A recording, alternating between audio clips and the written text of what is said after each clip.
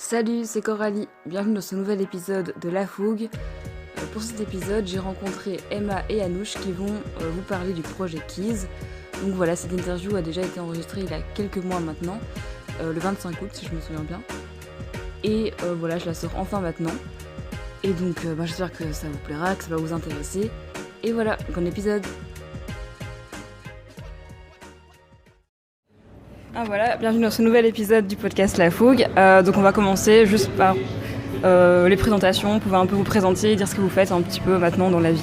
Bonjour à tout le monde, moi c'est Anouche, donc je fais partie du projet Keys. Je suis cofondatrice de ce projet qui a bien 1 an maintenant. Ouais, et Anouche, elle s'occupe un peu du bot, de la technique et de la communication entre nous. Et alors moi, donc c'est Emma. Bonjour à tous. Et moi, je m'occupe un peu, je fais comme Anouche le résumé tous les jours. Et je m'occupe de la communication externe et des réseaux sociaux. Est-ce que vous pouvez expliquer un petit peu ce que c'est en gros Keys et qu'est-ce que c'est un bot et comment, à quoi ça sert dans le projet? Alors Keys, c'est un résumé d'actualité sur Messenger et Instagram. Donc en fait, on envoie tous les jours une notification à l'heure choisie et en fait, l'utilisateur peut activer la discussion et alors c'est un peu automatisé et en fait, tout ça c'est possible grâce à un bot. Donc ça nous permet d'automatiser l'envoi des messages et alors ça permet que ce soit rapide, interactif et facile d'utilisation pour l'utilisateur en fait. Concrètement, c'est comme si on avait une discussion avec un robot. C'est vraiment le bot, en l'occurrence, un robot conversationnel. Donc, on a des petits boutons sur lesquels on appuie. Il va nous donner la réponse. Et donc, c'est comme si on avait une discussion, mais avec un robot. Vous avez commencé ce projet grâce à un travail à l'université, c'est ça? Comment ça s'est passé un peu les débuts du projet et pourquoi vous avez décidé de cibler les jeunes? Donc, en fait, le projet est né dans un cours avec l'ARTBF qui nous a lancé le défi de créer un nouveau format d'information pour les jeunes justement de 15 à 25 ans. Et donc on était dans ce groupe-là, on a réfléchi pendant très longtemps à ce qu'on allait faire. En fait à la base ce qu'on voulait c'était des notifications qui arrivent directement sur le téléphone. On voulait que l'information vienne directement aux personnes et pas qu'elles aient à aller la chercher. Donc c'est comme ça en fait que Keys est né. On est passé de notifications à d'autres idées et c'est pour ça qu'on en est arrivé là. En fait, c'était une demande de la RTBF de cibler les 15 à 25 ans, de renouer un lien avec eux, de les réintéresser à l'actu. Et donc voilà, on s'est basé là-dessus et voilà, 15-25 ans, c'est pas toujours facile parce qu'on est un peu entre deux, mais voilà, on essaie de trouver un juste milieu et un équilibre entre la fin des secondaires et les études et le début de la vie active, quoi, en fait. Est-ce que vous êtes toujours en contact avec vos profs qui vous ont notamment aidé pour le projet? Oui. On donne souvent des nouvelles, ils ont envie de savoir comment le projet a évolué. On a eu des professeurs qui nous ont vraiment soutenus, ils nous soutiennent tous jusqu'au bout, mais il y en a qui nous ont accompagnés dans certaines démarches avec la RTBF, avec notre incubateur.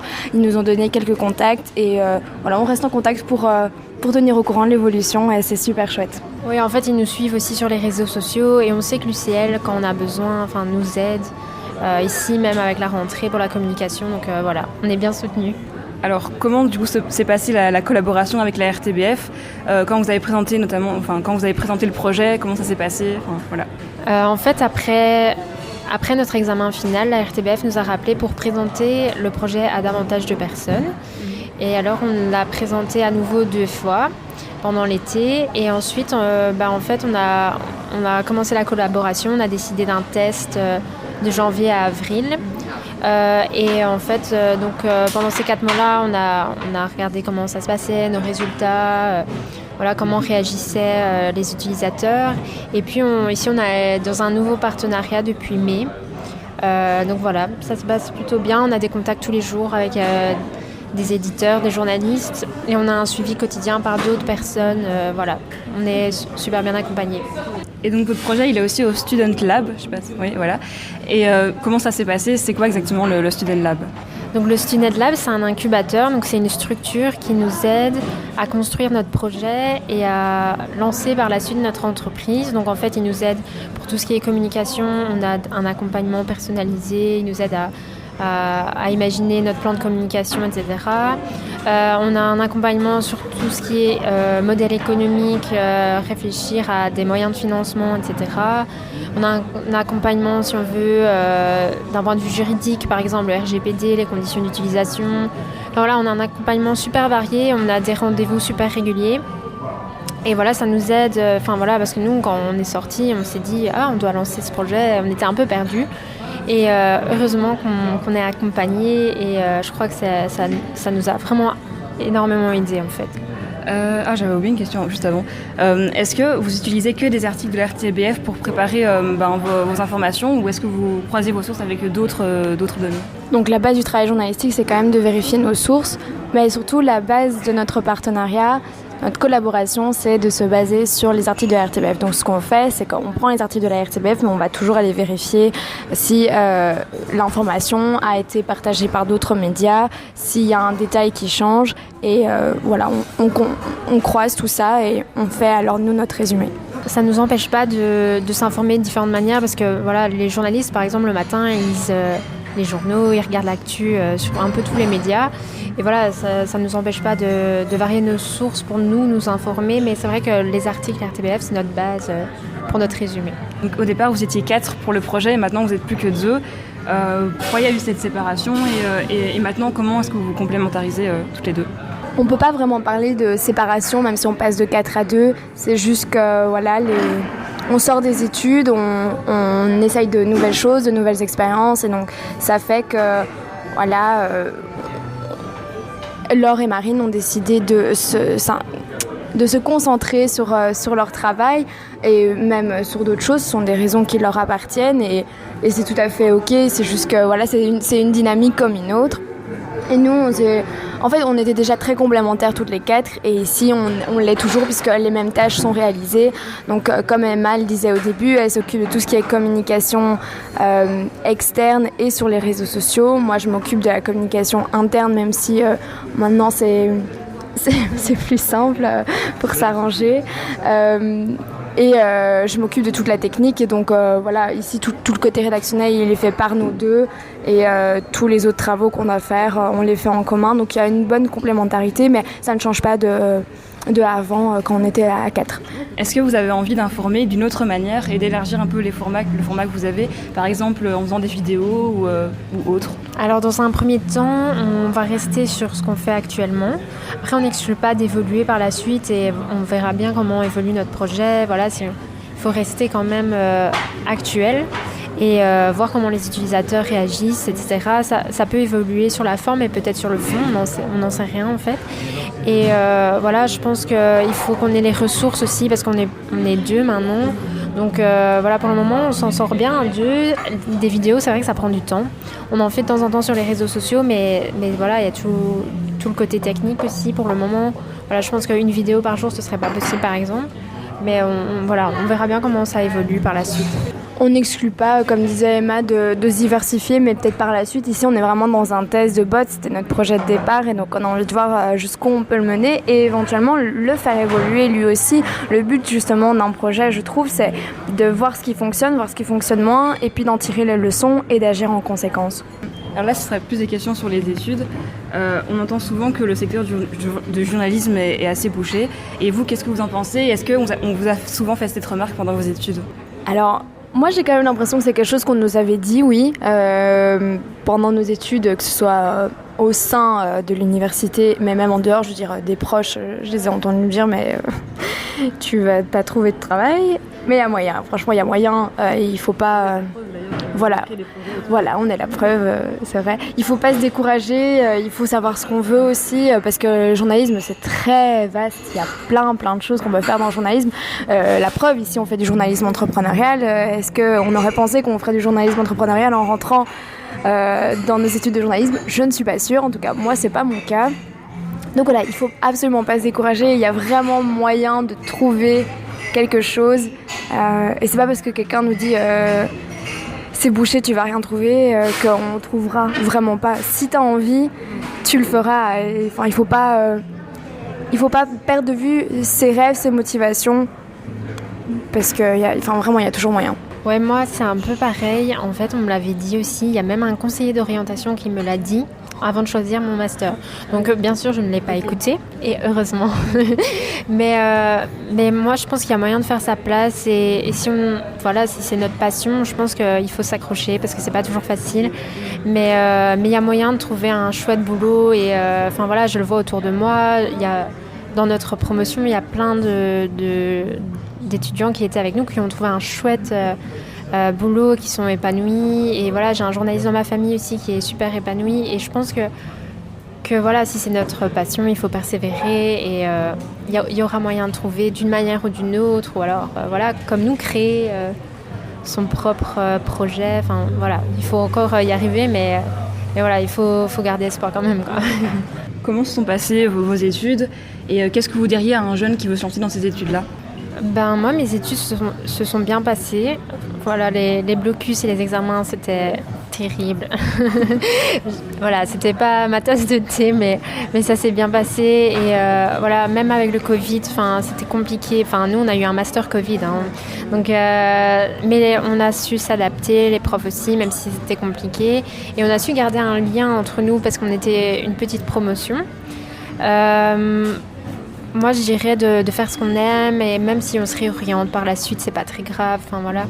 Je pense qu'il faut suivre ses envies du moment, et peut-être que ça évoluera par la suite, parce que même en sortant des études, on se pose encore beaucoup de questions. Je pense qu'il y a, je vois autour de moi, quand on sort des études, on se dit parfois, est-ce qu'on a fait de bonnes études ? Est-ce que en fait c'était ça que je voulais faire dans ma vie ? Est-ce que en fait le métier me correspond ? On se pose plein de questions, et c'est pas grave. Je pense que c'est normal en fait. Et même, je vais compléter, c'est pas parce qu'on se pose plein de questions que ce qu'on a fait est inutile. Justement, avec un diplôme, le nom du diplôme ne dit pas qu'on va juste faire ça. Il y a plein de possibilités avec le diplôme qu'on peut avoir. Donc, moi, le conseil que je donnerais, c'est juste de ne pas baisser les bras. Parce que c'est vrai que parfois les études, ça peut être dur, ça peut être dense. Notre master en particulier était vraiment très très dense. On n'a pas chômé. Et parfois on peut avoir envie de tout plaquer, d'arrêter parce que c'est fatigant. Peut-être parfois les résultats suivent pas. On est fatigué, surtout quand on vit le Covid, des choses comme ça. Mais si c'est vraiment ça qu'on veut faire, la fatigue peut être un témoin de... c'est peut-être finalement pas ça ce qu'on veut faire, mais si c'est vraiment ça ce qu'on veut faire, si on le sent, si on en a vraiment envie, faut y aller, faut tenir. Et après on est tellement fiers de nous d'y être arrivés, et voilà. Est-ce qu'il y a un grand décalage entre vos études et la réalité du métier ? Alors oui. En fait, en classe on avait un journalisme très... on apprenait, c'est normal je pense. Parfois on avait des retours, ça nous confrontait vraiment à la réalité, ça c'est sûr. Mais la réalité est encore tout autre, parce qu'en fait, il y a le rythme de travail qui change un peu, il y a la réalité économique aussi. Je pense que c'est quelque chose à prendre en compte. C'est pas toujours évident, et ça joue beaucoup. En journalisme, les horaires ne sont pas évidents. Forcément, les sites, ils sont alimentés en continu. Quand on travaille en radio ou en TV, il y a la pression du temps, il faut avoir fini pour telle heure. Je pense que oui, la réalité est différente. Maintenant, encore une fois, je pense que si c'est notre passion et qu'on se sent à l'aise, même s'il y a ce stress, je pense que tous les métiers ont leurs contraintes aussi. Donc je pense que il faut trouver sa place et s'adapter en fait. Et j'ajouterais même que c'est pas propre au monde du journalisme, c'est comme ça dans tout. Les études et le monde du travail, c'est vraiment deux choses totalement différentes, parce que la dynamique est différente, les attentes sont probablement différentes, et puis nous-mêmes on évolue, donc vraiment tout change, mais c'est normal, et c'est sur le terrain qu'on apprend aussi. Les études nous forgent, elles nous apprennent plein de choses, mais c'est en rentrant directement dans le métier, la profession qu'on exerce, qu'on va aussi apprendre plein de choses. Donc le décalage est important, mais il est normal, je pense. Vous conseillerez de faire des stages tout pendant les études pour justement voir la réalité du métier à côté des cours ? Oui, les stages, ça aide vraiment beaucoup à voir à quoi correspond le métier, quelles sont les tâches qui sont demandées, et même juste à avoir une idée du rythme de travail, parce que c'est vrai que les cours c'est souvent 8h30, 16h15 ou 18h15, Mais c'est des cours, c'est différent. Alors quand tu travailles de 9 à 19 heures, tu sens vraiment la diff. Mais oui, les stages, ça aide vraiment. Mais en général, il me semble que les études, surtout en master, proposent des stages. Et ça, c'est vraiment une chouette opportunité qu'on a. Ouais, vraiment. Et moi, j'ai fait un seul stage. On avait la possibilité d'en faire 2, mais j'ai choisi d'en faire qu'un. Et je dirais même que 2, ce serait parfait, en fait, parce que tu as l'occasion de tester différents endroits. Parce que un endroit n'est pas l'autre. Donc, je pense que voilà, si tu as par exemple une mauvaise expérience, ça peut arriver. Je pense que c'est bien de tester et de ne pas se décourager avec un seul stage aussi. Sauf si tu es convaincu. Mais je pense que c'est bien de tester en fait et même faire une journée dans un endroit, je pense que ça aide déjà. Donc voilà. Alors, quelles sont les étapes pour lancer une application ? Donc, j'imagine qu'il y a des testeurs, il y a la version bêta et tout. Voilà. Donc, avec un projet comme le nôtre, mais tout autre projet comme une application, c'est valable aussi. Il faut évidemment tester, mais il y a plusieurs étapes. Donc, nous, la première étape, je pense que c'est questionner son public, le public qui est visé. Donc, on a mené des entretiens avec notre public, on a fait des questionnaires qu'on a partagés sur les réseaux sociaux. Déjà, ça, c'est une première étape. Ensuite, on élabore une idée de ce qu'on aimerait, on travaille un prototype et puis ce prototype, on l'essaye. On demande à des personnes de le tester, de nous donner un retour. En fonction de leur retour, on change ce qui doit être changé, tout en gardant vraiment la nature première du projet. Je veux dire, parfois, on peut avoir des retours qui nous disent « ce serait bien que vous fassiez ça », mais qui est tout à fait différent de ce à quoi on pensait. Et puis après, on refait tester pour voir, est-ce que c'est un peu mieux, ça vous parle. Et en fait, c'est comme ça, on continue parce que même si maintenant notre projet est officiellement lancé, on continue à avoir des retours et à vouloir faire évoluer notre projet. C'est ça, tout projet, je pense, ne peut pas rester gravé dans le marbre, il faut absolument le faire évoluer. Ouais, je vais compléter sur les retours. Nous, des fois, on a eu des retours qui ne correspondaient pas à notre public cible ou alors à ce qu'on avait imaginé au départ. Et je pense qu'il y a des retours à prendre en compte, mais vraiment ceux de notre public cible et ne pas perdre de vue ses objectifs, sa cible. Et voilà, il y a parfois des retours à mettre sur le côté, même si la plupart du temps non. Mais il ne faut pas l'oublier parce que parfois on nous a fait des suggestions et en fait on a dit non parce que ça ne correspondait pas à nos objectifs, à notre public ou à d'autres paramètres et ça il ne faut pas l'oublier. Nous, même typiquement, on a choisi Messenger et Instagram, pourquoi pas WhatsApp, tout ça c'est une réflexion et je pense qu'il ne faut pas perdre de vue ça non plus. Je vais recompléter, il ne faut pas perdre de vue non plus le public que l'on vise parce que parfois on peut avoir des idées qui ne correspondent pas à notre public, mais aussi et surtout, le public que l'on vise, c'est lui qui va utiliser ce qu'on propose. Donc si le public visé n'aime pas ce qu'on fait, il faut se poser des questions, quoi. Voilà, c'est continu. C'est se poser des questions, avoir des retours évoluer, se poser des questions, avoir des retours évoluer. Vraiment, c'est continu. Alors là, ça va peut-être être une question un peu réac mais est-ce que selon vous, les jeunes s'intéressent moins à l'actualité ? Je pense que oui, il y a un peu de ça. Je pense qu'il y en a qui se rendent pas compte non plus qu'ils consomment de l'actu sur les réseaux sociaux.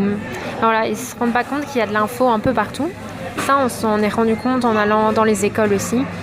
Je pense qu'il y a plein d'enjeux et c'est important. On le dit quand on va en classe. De l'actu, c'est aussi pour quand on va voter, tu vas avoir 18 ans, tu vas voter pour la première fois, tu es au courant de ce qui se passe dans le pays, tu es au courant de ce que chacun propose.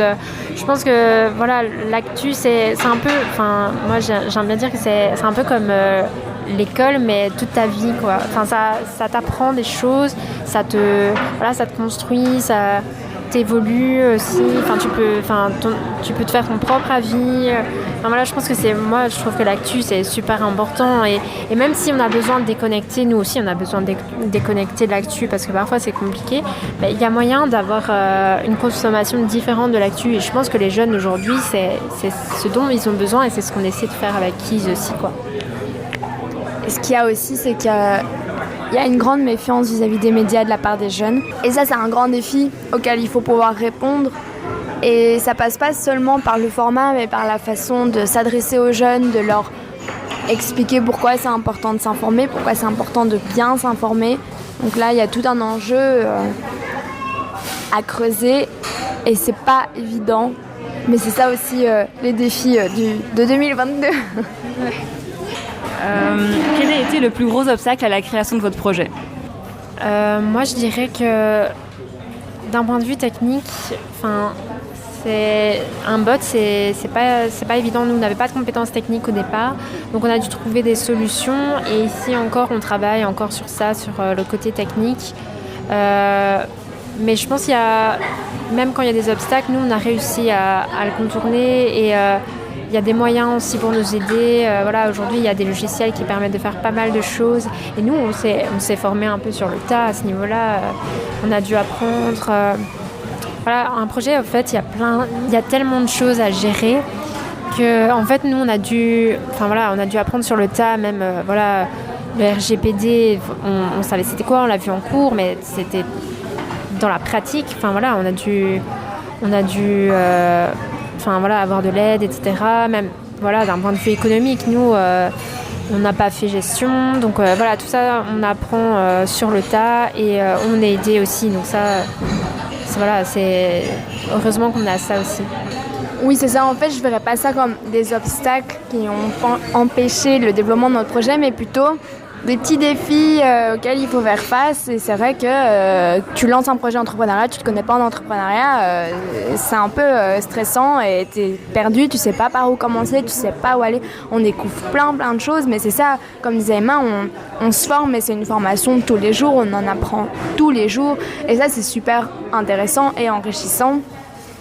Mais j'ai envie de dire, c'est pas parce qu'on s'y connaît pas en entrepreneuriat que ça c'est un obstacle pour développer son projet. Si on a une bonne idée et qu'on y croit, faut se lancer, on apprend toujours sur le tas, vraiment, et surtout en entrepreneuriat. Ok. Est-ce que vous avez une anecdote un petit peu drôle sur vos débuts dans le projet ? Peut-être un truc qui se serait mal passé et avec le recul, vous en rigolez après coup. Donc quand la RTBF nous a appelés pour représenter notre projet devant d'autres personnes de l'entreprise, on devait présenter ça aux alentours du 15 juillet 2021. Et ces alentours-là, très exactement, il y avait les inondations qui ont marqué notre pays et ce qui a fait qu'en fait, c'était vraiment le bazar dans toute la Belgique et on a dû reporter la présentation.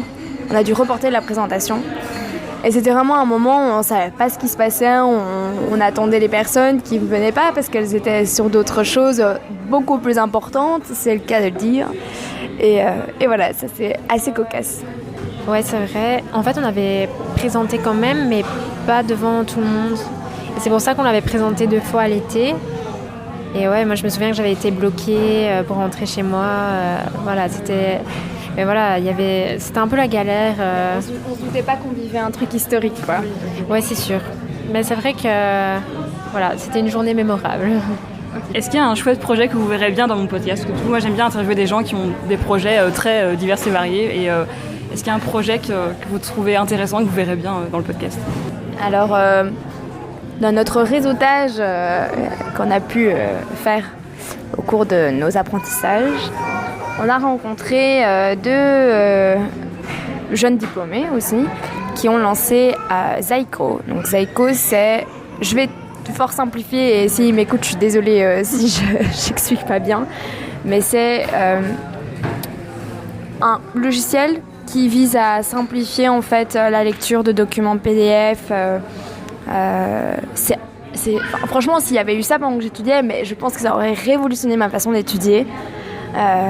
C'est vraiment rendre quelque chose de plus visuel, plus intuitif, plus facile d'utilisation et pour faciliter la mémorisation également. Pour compléter Zaiko, et Zaiko en fait ça peut être utile aussi pour les entreprises par exemple, pour les jeunes aussi mais aussi pour les entreprises et si ça vous intéresse, Zaiko c'est Z-E-I-K-O. Ils sont sur les réseaux sociaux, ils vont bientôt lancer leur version à tester.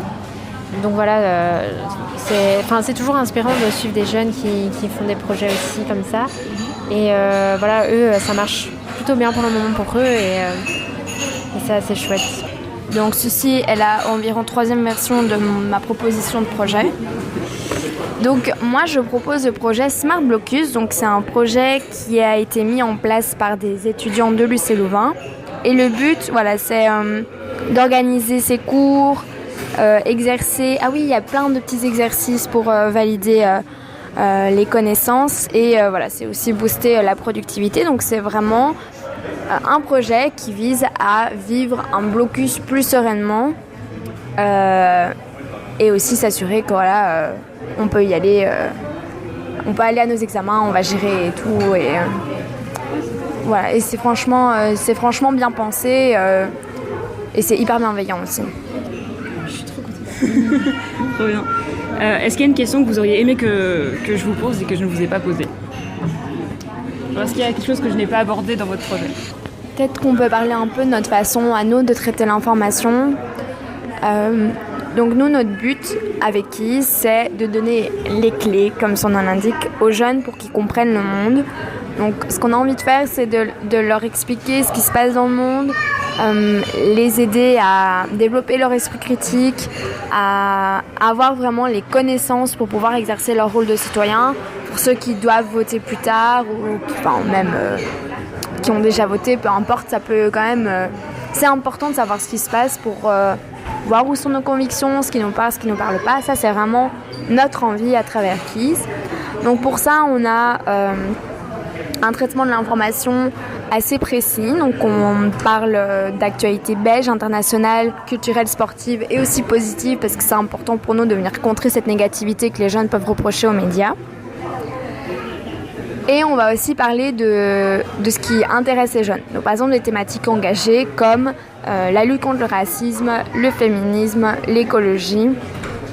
On essaie de donner des témoignages, de donner la parole aux jeunes, voilà, des projets qui sont faits par des jeunes, des actualités qui touchent les jeunes, des informations qui leur permettent de savoir pourquoi est-ce que le prix de l'essence a augmenté aussi drastiquement en peu de temps, voilà, ce genre de choses. Tout en donnant vraiment toutes ces informations de base pour leur culture générale, pour pouvoir tenir une conversation avec leurs amis. En fait, KISS, c'est pas juste un format d'information, c'est vraiment quelque chose qui accompagne et qui a vraiment un but d'éducation, quoi. Si je peux dire ça comme ça. Et en fait, nous, notre but, c'est vraiment de repenser un peu la manière de donner l'info aux jeunes, enfin, si je peux me permettre, hein, c'est pas pour... voilà. Et en fait, nous, on voulait que ce soit rapide parce qu'on se rend compte que les jeunes, ils ont besoin que tout soit rapide, que tout roule, en fait, que tout arrive tout de suite. Et enfin, c'est pas négatif, hein, ce que je dis, c'est juste une évolution. Et voilà, et nous, on veut permettre aussi avec le break de déconnecter et on veut, voilà, c'est un moment à tous les jours au soir à la même heure. Et après, voilà, tu passes à autre chose parce que c'est important de déconnecter aussi. Mais au moins, tu es au courant de ce qui se passe et voilà, même si tu peux approfondir par toi-même parce que ça reste quand même un résumé et qu'on ne sait pas parler de tout non plus. Voilà, c'est une base en fait. Et voilà, c'est vraiment ce qu'on voulait envoyer tous les jours, une base pour ensuite soit te couper, soit t'approfondir, soit compléter avec d'autres sources. Mais voilà, c'est comme ça qu'on a imaginé KISS en fait.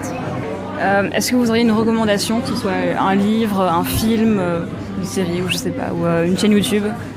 Alors moi c'est pas du tout l'actu, mais en fait j'aime beaucoup les vidéos et les podcasts de My Better Self. Donc c'est My Better Self. Donc elle est française, mais je la trouve vraiment chouette et elle aide vraiment dans le développement de soi, si je peux dire ça comme ça. Ouais, et elle permet de déculpabiliser sur certaines choses et en fait elle dit des choses tellement vraies et tellement simples. Enfin voilà, je la trouve vraiment géniale et je pense qu'elle est vraiment à suivre sur les réseaux sociaux. Elle est super. Je connais aussi, j'écoute beaucoup. Donc moi, je vais recommander la chaîne YouTube Le Dessous des cartes. Donc c'est une chaîne c'est une sous-chaîne de Arte, si je peux dire ça comme ça. Et donc en fait, ils vont venir expliquer ce qui se passe dans plein de pays, d'où la carte en fait, et ils vont expliquer sur les cartes, mais pas que. Et donc par exemple, ils vont parler de ce qui se passe en Ukraine, de ce qui se passe en Chine. Autant ils vont parler du blé en Ukraine que d'une personne politique. Voilà, c'est hyper complet, c'est super intéressant et au moins on en apprend vraiment sur ce qui se passe dans le monde et ça permet aussi de comprendre les dynamiques mondiales. Hyper intéressant, j'irai voir ça, du coup c'est trop intéressant. Ok, et donc du coup là on va passer à la dernière question que je pose à tout le monde dans le podcast. Donc mon podcast s'appelle La Fougue, alors pour vous qu'est-ce que ça signifie d'être fougueux? Il y a plein de gens qui paniquent avec cette question. Oui, en effet, je comprends. Alors pour moi être fougueux c'est vivre, faire quelque chose avec tout son être, beaucoup de vie, mais vraiment beaucoup de vie quoi. Moi, en fait, quand j'entends fougueux, j'entends souvent, c'est ce qu'on dit dans la culture, un baiser fougueux. Un baiser fougueux, c'est vraiment quelque chose de hyper passionné. Je vais pas dire violent, mais on y met vraiment de sa personne. Et moi, c'est comme ça que je vois être fougueux. Ouais, j'allais dire aussi faire quelque chose par vraiment passion et mettre beaucoup d'énergie dedans. Je pense que, ça rejoint un peu ce que dit Anouche, mais voilà. Ok, trop bien. T'es satisfaite ? Ouais, super. Voilà, merci d'avoir répondu à ces questions. Et voilà, passez à la fin du podcast. Merci. Salut. Merci d'avoir écouté le podcast jusqu'au bout. Et voilà, pour être resté jusqu'à la fin, j'ai une petite exclue pour vous. Voilà, l'équipe de La Fougue va s'agrandir. Parce que jusqu'à présent, j'étais toute seule pour tout faire, pour contacter les personnes que je voulais interviewer, pour enregistrer l'épisode, préparer l'épisode en amont, etc., faire le montage. J'étais toute seule. Et là, j'ai le plaisir d'accueillir 2 nouvelles personnes dans l'équipe, donc qui s'appellent Sacha et Florian. Et donc, ils vont se présenter dans le prochain épisode. Vous allez découvrir un peu ce qu'ils ont envie de faire dans le podcast La Fougue. Et voilà, je pense que le fait que 2 personnes me rejoignent dans cette aventure du podcast, ça ne pourra faire que évoluer ce projet. Et donc, je suis vraiment très contente. Et voilà, merci d'avoir écouté cet épisode. On se retrouve très bientôt pour un nouvel épisode. Et voilà, à bientôt, salut!